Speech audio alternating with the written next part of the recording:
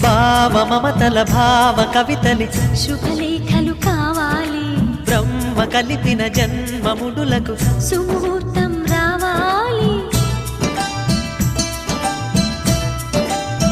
మా 7 అడుగుల జోడు నడకలు ఊరంతా చూడాలి, వేలు విలువని తోడు ఇమ్మని అక్షింతలు వేయాలి.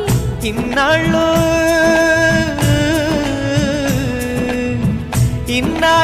ఎదురు చూసే ఆశల రాజ్యంలో రాణిని తీసుకువచ్చే కళకళ కనబడగా గుండె గూటికి పండుగొచ్చింది,